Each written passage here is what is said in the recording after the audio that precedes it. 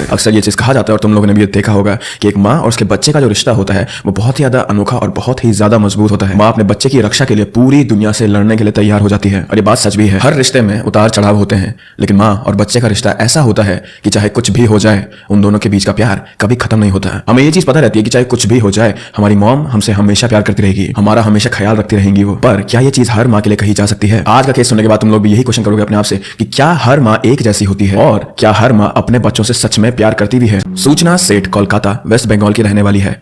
वो बचपन से ही बहुत स्मार्ट थी। उसने मास्टर्स किया था इन फिजिक्स, उसने संस्कृत लैंग्वेज भी सीखी हुई थी, डेटा साइंस एंड एआई की भी पढ़ाई की थी और तो और हार्वर्ड यूनिवर्सिटी में 2 साल तक उन्होंने फेलोशिप भी की थी। मतलब कि आप समझ सकते हो वो कितनी स्मार्ट थी। तो फिर बेटर अपॉर्चुनिटीज के लिए वो बैंगलोर शिफ्ट हो गई। तुम लोगों को तो ये चीज पता ही होगी कि बैंगलोर सिटी आईटी और स्टार्टअप्स के लिए कितना ज्यादा फेमस है। सूचना को डेटा साइंस में इंटरेस्ट था तो बैंगलोर शिफ्ट होना उसके करियर ग्रोथ के लिए बेस्ट ऑप्शन था उस समय, और वहां वो डेटा साइंस की नौकरी कर रही थी। लेकिन फिर उसने एआई रिलेटेड जॉब्स की और इस फील्ड में अब उसे 12 साल हो गए थे। और 12 साल काम करते करते इसी बीच में उसकी मुलाकात हुई वेंकट रमन से। वेंकट रमन वैसे तो केरला का रहने वाला था, वो भी सेम सूचना की तरह ही बहुत इंटेलिजेंट था और डेटा साइंस एंड एआई में इंटरेस्टेड था। उन दोनों की मुलाकात हुई और धीरे धीरे दोनों में प्यार हो गया। 2010 में उन दोनों ने शादी कर ली। सब कुछ उन लोगों की लाइफ में एकदम सही चल रहा था। वो दोनों ही साथ में प्रोफेशनली एंड फाइनेंशियली ग्रो कर रहे थे। दोनों ही पैसे कमाने में और काम करने में बहुत ज्यादा बिजी थे। लेकिन तो कुछ सालों में उन दोनों ने ये डिसाइड करा कि हम साथ में बिजनेस करते हैं, साथ में एक स्टार्टअप शुरू करते हैं जिसका नाम उन्होंने रखा माइंडफुल एआई लैब्स। पहले सब एकदम नॉर्मल था, दोनों साथ में काम कर रहे थे, लेकिन फिर वेंकट ने वो स्टार्टअप छोड़ दिया और दूसरी कंपनी ज्वाइन कर ली जहां वो एज एन एआई डेवलपर काम कर रहा था और अच्छा खासा कमा रहा था। अब वेंकट के छोड़ने के बाद क्या हुआ कि स्टार्टअप में सिर्फ सूचना रही और वो जैसे तैसे करके इसे संभाल रही थी इस टाइम पर। So it was kind of tough for her, but she was blaming Venkat for it कहीं ना कहीं पीछे। Still she did not say anything to him. और अब इन लोगों को एक साथ रहते रहते 9 साल हो गए थे। तो 9 साल बाद सो इन 2019 उनका पहला बच्चा हुआ जिनका नाम उन्होंने एलिजिटली चिन्मय रखा था। चिन्मय या फिर चिन्मय रखा था, जैसे चिन्मय। यूजुअली बच्चा होने के बाद फैमिलीज और भी ज्यादा स्ट्रॉन्ग हो जाती है और भी ज्यादा क्लोज हो जाती है, माँ बाप और ज्यादा करीब आने लगते हैं एक दूसरे के और वो बच्चों को ज्यादा प्यार करते हैं। लेकिन सूचना और वेंकट के केस में ऐसा कुछ भी नहीं हो रहा था। In fact everything was going opposite for them. Chinmay के पैदा होने के बाद उनमें होना शुरू हो गया था, कभी चिन्मय की रिस्पांसिबिलिटीज को लेकर तो कभी उन दोनों के रिलेशनशिप से रिलेटेड कुछ ना कुछ बातों पे उन दोनों का झगड़ा होता रहता था। ये झगड़े और बढ़ते जा रहे थे क्योंकि उस समय इंडिया में ही नहीं बल्कि ऑलमोस्ट पूरी दुनिया में ही लॉकडाउन था। हम सब अपने घरों में बंद थे। सबके लिए वो वक्त बहुत ही डिफिकल्ट था, स्पेशली उन लोगों के लिए जो अपने परिवार से दूर रह रहे थे। जो लोग अपने परिवार के साथ थे वो लोग इस बात से खुश थे कि वो अपनी फैमिली के साथ एक ही छत के नीचे हैं, सुरक्षित हैं। लेकिन सूचना और वेंकट के लिए ये लॉकडाउन उनकी जिंदगी में जो मुश्किल पल थे उनमें से एक था। सूचना और वेंकट एक दूसरे को 2019 से जैसे तैसे करके बस टॉलरेट कर रहे थे, लेकिन 2022 के अगस्त महीने में उन दोनों के बीच में इतनी बड़ी फाइट हो गई कि वेंकट उसकी वजह से घर छोड़ के चले गए। और इस फाइट के बाद उन दोनों को ये चीज रियलाइज हो गई थी कि वो साथ में नहीं रह सकते हैं। उसी महीने सूचना ने पुलिस स्टेशन में ये रिपोर्ट लिखाई कि वेंकट उसके ऊपर एलिजिडली हाथ उठाता था, वो उसे फिजिकली अब्यूज करता था, ये लिखाया था उसने। And this is a very serious accusation. तो अब पानी सर से ऊपर जा चुका था और सूचना वेंकट से अब डिवोर्स लेना चाहती थी। सूचना ने कोर्ट में messages, video and medical report दिखाई जिससे ऐसा लग रहा था कि सूचना के साथ एक्चुअल में डोमेस्टिक वायलेंस हो रहा था, जिसकी वजह से कोर्ट ने वेंकट को सूचना और चिन्मय से दूर रहने का ऑर्डर दिया था। उनके डिवोर्स का भी केस चल रहा था जहां सूचना ने वेंकट से एलिमनी मांगी थी 2.5 लाख पर मंथ की। कोर्ट का फैसला सूचना के फेवर में हुआ, लेकिन एलिमनी अमाउंट 2.5 लाख नहीं बल्कि 20,000 रखी गई थी। तो अभी तक की सिचुएशन क्या है कि वेंकट और सूचना ने पहले तो साथ में एक स्टार्टअप शुरू करा था। वेंकट को स्टार्टअप सही नहीं लग रहा था तो उसने स्टार्टअप भी छोड़ दिया, अपनी बीवी के साथ शुरू करा था and he chose a new job. जो चीज कहीं ना कहीं सूचना को अपने दिमाग में खटक गई थी। पर फिर 9 साल साथ में रहने के बाद उन दोनों का एक बच्चा हुआ and instead of coming close to each other they were repelling each other। तो वो अब अपने बच्चे को लेकर भी लड़ाई कर रहे थे, अपने प्रोफेशन को लेकर भी लड़ाई कर रहे थे, अपनी रिलेशनशिप के बारे में भी लड़ाई कर रहे थे। और फिर एक दिन बहुत ही ज्यादा खतरनाक लड़ाई होने के बाद उन्होंने ये डिसाइड करा कि हम अब साथ में नहीं रह सकते हैं। जिसके बाद सूचना ने सबसे ये कहा कि वेंकट मुझे मारता है, I don't feel safe with him. और ये चीज को उसने कोर्ट में भी प्रूफ कर दिया। इसीलिए सूचना गॉट द कस्टडी ऑफ चिन्मय और वेंकट रह रहा था अब अकेले बिना अपनी बीवी और बच्चे के। तो एलिमनी देते देते 3 महीने हो गए थे, लेकिन वेंकट अपने बेटे से दूर नहीं रह पा रहा था। उसे अपने बेटे की जिंदगी में रहना था, उसे एक बाप का रोल निभाना था। क्योंकि वो चिन्मय से इतना प्यार करता था तो वेंकट ने कोर्ट में अपील की कि उसे प्लीज अपने बेटे से मिलने दिया जाए। वैसे भी वो एलिमनी दे ही रहा था, वो सब कुछ करने के लिए तैयार था, वो बस अपने बेटे से कुछ पलों के लिए मिलना चाहता था। तो कोर्ट को ये सब कुछ सही लगा और उन्होंने वेंकट को अलाउ कर दिया चिन्मय से हर रविवार, हर हफ्ते रविवार को मिलने के लिए। सो वेंकट वाज हैप्पी कि वो अपने बच्चे को मिल सकता है अब। पर सूचना इस न्यूज से खुश नहीं थी। उसने इसके अगेंस्ट बात की कोर्ट में, लेकिन उसे ये कहा गया कि अगर आप चाहो तो वेंकट और चिन्मय के आसपास रह सकते हो, लेकिन आप एक पिता को अपने बेटे से मिलने से नहीं रोक सकते। ओके, नाउ कोर्ट के फैसले के बाद का पहला संडे आया। वेंकट बहुत ज्यादा खुश था कि इतने महीने बाद वो अपने बेटे से फाइनली मिलने वाला था। तो वो सुबह जल्दी से अपने वकील के साथ सूचना के घर में पहुंचा अपने बेटे से मिलने के लिए, लेकिन सूचना ने कुछ बहाना बना के उसे चिन्मय से मिलने नहीं दिया। तो इस बारे में वेंकट ने उस समय ज्यादा नहीं सोचा। उसने ये सोचा कि ओके इस हफ्ते नहीं मिला मैं, कोई बात नहीं, नेक्स्ट वीक मिल लूंगा मैं उससे। फिर क्या हुआ कि दूसरा हफ्ता आया। दूसरे संडे को भी सूचना ने कुछ बहाना बना के वेंकट को चिन्मय से नहीं मिलने दिया और ऐसा करते करते 4 हफ्ते हो गए थे अब। और अब वेंकट को समझ आ रहा था कि ये सूचना ही है जो बहाने बना रही है, चिन्मय यहाँ घर में ही है। सूचना बस ये सब कुछ इसलिए कर रही है ताकि मैं अपने बेटे से न मिल पाऊं। तो 4th संडे को वेंकट ने सूचना को सीधा सीधा स्ट्रेट फॉरवर्ड बोल दिया कि देखो अगर तुम अभी भी मुझे अपने बेटे से नहीं मिलने देती हो तो मैं इस बात को कोर्ट में ले जाऊंगा। सूचना अभी तक तो कामयाब हो रही थी वेंकट और चिन्मय को एक दूसरे से दूर रखने में, लेकिन अब वो क्या करती? अगर ये बात कोर्ट में पहुंच जाती तो वो लिटरली कुछ नहीं कर सकती थी इस बारे में। तो अगला संडे आने से एक दिन पहले यानी कि 6 जनवरी 2024 को वो चिन्मय के साथ गोवा चली गई, ताकि अगर चिन्मय वहां हो ही ना, वो वेंकट की जगह पे हो ही ना, किसी और जगह पे हो, तो वो कोई भी करके उससे मिल नहीं पाएगा। She wanted to stop them from meeting so badly कि वो एक दूसरी ही जगह चली गई अपने बेटे को लेकर। उसने नॉर्थ गोवा के कैलनगुट इलाके में होटल सोल बैनियन ग्रांडे में रूम 404 बुक किया 6 to 10 जनवरी के लिए। 6 को सूचना और चिन्मय ने होटल में चेक इन किया। वहां सूचना ने डेस्क पे पूछा कि कौन कौन सी ऐसी जगह है गोवा में जहां वो अपने बेटे के साथ घूम सकती है। तो 6 और 7 जनवरी को दोनों दिन वो अपने बेटे के साथ गोवा के अलग अलग एरियाज में घूमी। ऑल्सो चिन्मय सिर्फ 4 साल का था, वो इतना छोटा था कि उसके दिमाग में डिवोर्स वर्ड का उसको मीनिंग नहीं पता होगा। So for him to understand this whole concept और मेरी मम्मी ऐसा कुछ क्यों कर रही है, इट वाज इम्पॉसिबल। उसे तो ऐसा लगता होगा कि मम्मी पापा भी साथ में ही है, और क्योंकि उसे ऐसा फील होता था कि मम्मी पापा भी साथ में है, तो उसे ये भी लगा कि शायद से पापा भी यहीं आने वाले होंगे। तो इसीलिए पूरी ट्रिप में चिन्मय अपनी मम्मी से बस यही पूछ रहा था कि पापा कहाँ है, पापा कहाँ है। Now back to Venkat. 7 को वेंकट ने सूचना को कॉल करा ताकि वो चिन्मय से बात कर पाए, लेकिन इस चीज के लिए भी सूचना ने साफ साफ मना कर दिया था उसे। She wasn't even listening to him, क्योंकि बातों बातों में वेंकट ने सूचना से कहा कि वो आज चिन्मय से नहीं मिल पाएगा, क्योंकि वेंकट एक्चुअली बिजनेस ट्रिप की वजह से इंडोनेशिया गया था उस टाइम पर। सूचना को ये बात पता ही नहीं थी, लेकिन जैसे ही उसने ये वर्ड सुने वेंकट के मुंह से, उसे थोड़ा अनईजी फील हुआ। ऐसा क्यों, वो मैं तुम्हें अभी आगे बताऊंगा। 7 तारीख को रात के करीब 10 बजे सूचना ने होटल के रिसेप्शन डेस्क पे एक कैब बुक करने को कहा। वैसे तो वो 10 तारीख तक गोवा रहने वाली थी, लेकिन उसे बैंगलोर में अचानक कुछ अर्जेंट काम आ गया था, जिसकी वजह से उसे वापस बैंगलोर जाना था।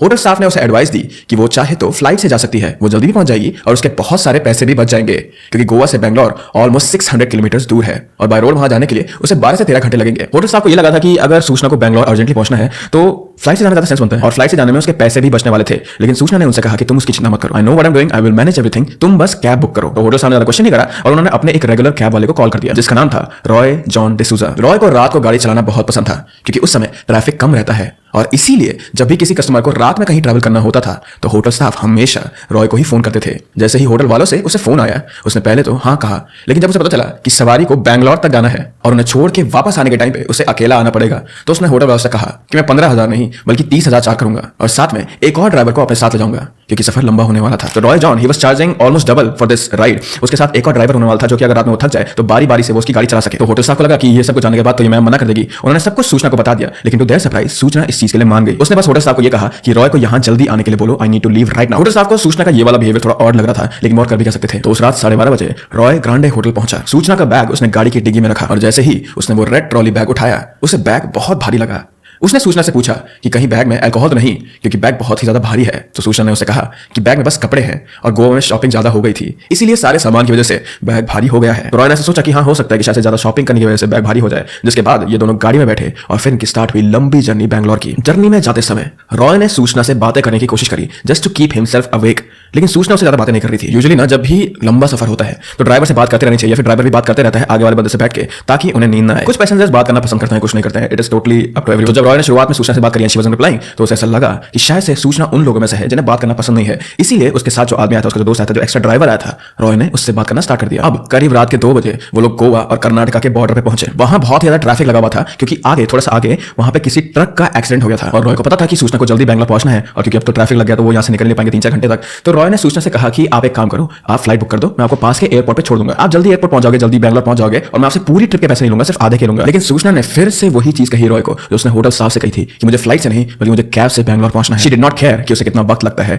ऑल शी नीडेड वाज कि वो कैब के अंदर बैठी हो। रॉय को सूचना की ये बात समझ नहीं आ रही थी, लेकिन फिर उसने सोचा छड्डो यार, हमें तो पैसे मिल रहे हैं। जिसके बाद ये लोग ट्रैफिक में 4 घंटे तक वहीं बैठे रहे, और फिर 8 जैन की सुबह 6 बजे इन लोगों ने कर्नाटका गोवा बॉर्डर क्रॉस करी। तो रॉय का दोस्त रॉय और सूचना अभी बॉर्डर क्रॉस कर रहे हैं। वहां होटल में अभी रूम साफ होने वाला था। होटल के क्लीनिंग स्टाफ ने जैसे ही रूम 404 में एंट्री की, उन्होंने नोटिस किया कि बेड पे और होटल के टॉवल पे खून के दाग थे। उन्हें कुछ तो गड़बड़ लगी। उन्होंने तुरंत गोवा पुलिस को कॉल किया। 11 बजे पुलिस होटल में पहुंची। उन्होंने होटल का सीसीटीवी फुटेज चेक किया और उन्हें कुछ गड़बड़ लगी। उन्होंने तुरंत रॉय का नंबर निकाला, रॉय को फोन किया और उससे पूछा, तुम्हारी गाड़ी में सूचना नाम की पैसेंजर बैठी है क्या?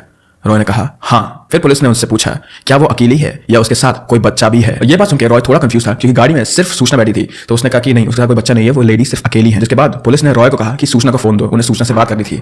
उन्होंने उससे पूछताछ की कि तुम्हारा बेटा कहाँ है? तो सूचना ने बिना घबराए पुलिस से कहा, गोवा पुलिस से कहा कि उसने अपने बेटे को गोवा में ही किसी रिलेटिव के घर में छोड़ दिया है। उसने पुलिस को उस रिलेटिव का एड्रेस दिया। पुलिस को पहले लगा कि शायद हम ज्यादा ही सोच रहे हैं, लेकिन यूं कह लो क्योंकि गट फीलिंग उनसे कह रही थी कि कुछ तो सही नहीं है। उन्होंने सूचना के बताए एड्रेस पर अपने कांस्टेबल को भेजा, लेकिन ऐसा कोई एड्रेस या कोई भी हाउस वहां था ही नहीं। अब पुलिस को पक्का सूचना पर शक हो गया था। उसके रूम में जो खून था उनके बारे में पुलिस को जानना था, तो उन्होंने दोबारा से रॉय को कॉल करा। पर इस टाइम उन्होंने रॉय से कोंकणी भाषा में बात करी ताकि सूचना को कुछ भी समझ ना आए। मैंने बचपन से कोंकणी को कोंकणी प्रोनाउंस करा है।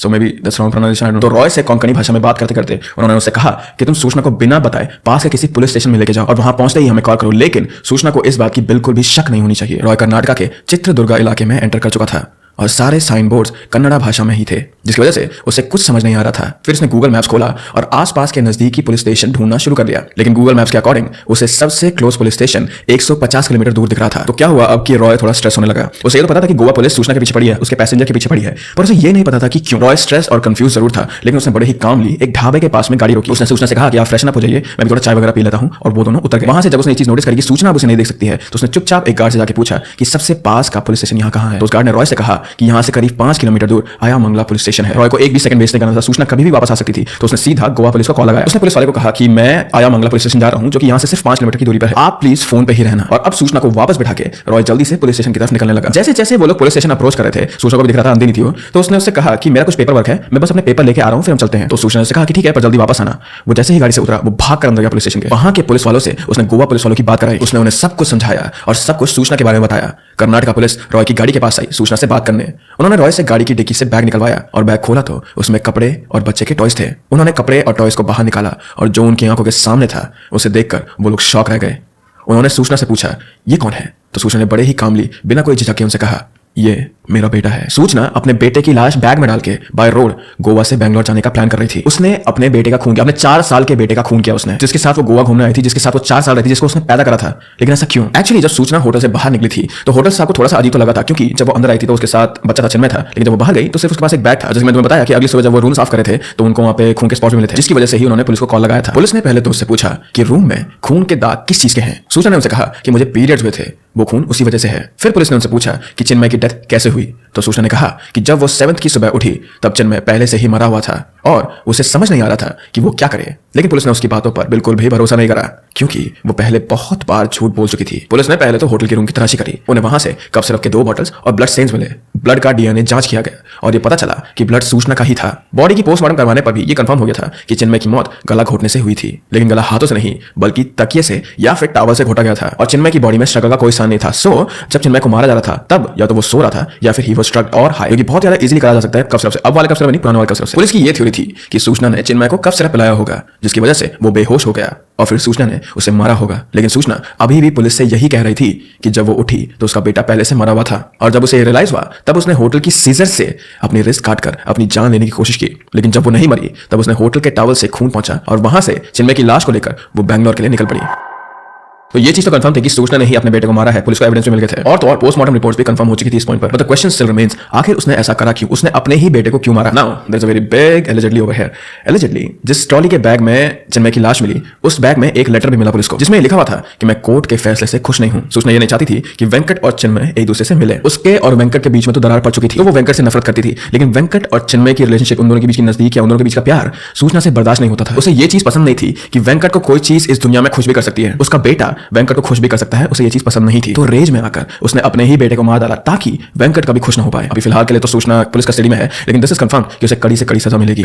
4 साल का बच्चा था वो, he had his whole life ahead of him. लेकिन मुझे वेंकट के लिए भी उतना ही बुरा लग रहा है। हो सकता है, ठीक है, आई एम नॉट सेइंग कि वेंकट डिड नॉट ट्रिगर सूचना, ठीक है, हो सकता है वो एक अच्छा हस्बैंड ना हो सकता है वो एक अच्छा बॉयफ्रेंड ना हो सकता है कि वो एक अच्छा इंसान भी ना हो, लेकिन he was trying to be a good father. वो पिछले 4 हफ्ते से अपने बेटे को मिलने की कोशिश कर रहा था, and this thing is clear कि सूचना को भी ये चीज पता था कि वेंकट को खुश इस दुनिया में सिर्फ उसका बेटा ही कर सकता है। दैट मेंट कि उन दोनों के बीच में कुछ ना कुछ स्पेशल बॉन्ड तो होगा। वो बस अपने बेटे से मिलना चाहता था, उससे बातें करना चाहता था, उसके साथ खेलना चाहता था, लेकिन अब उसके सामने उसके बेटे की सिर्फ लाश थी। एंड आई होप कि कहीं वेंकट अपने आप को ब्लेम ना करे कि मैंने सूचना को इतना फोर्स कर दिया अपने बेटे से मिलने के लिए कि उसने उसकी ही जान ले ली। आई जस्ट होप कि Venkat does not do that thing to himself, क्योंकि होता है कई बार ऐसा केसेस में होता है ऐसी चीज। लास्टली तुमने भी बहुत सारे केसेस में देखा होगा कि लोग पुलिस की हेल्प करने में कतराते हैं, या फिर कई बार ऐसा भी होता है कि पुलिस अपना काम ढंग से नहीं करती है। लेकिन इस केस से हमें ये चीज क्लियरली दिखती है कि सारे पुलिस वाले और सारे लोग भी सेम नहीं होते। ये केस इतने जल्दी सिर्फ पुलिस वालों की वजह से, होटल स्टाफ की वजह से, रॉय की वजह से और रॉय के साथ जो एक और पार्टनर था उनकी वजह से सॉल्व हो पाया है। बट विद दैट सूचना सेठ का केस अभी के लिए यहीं पे समाप्त होता है। अगेन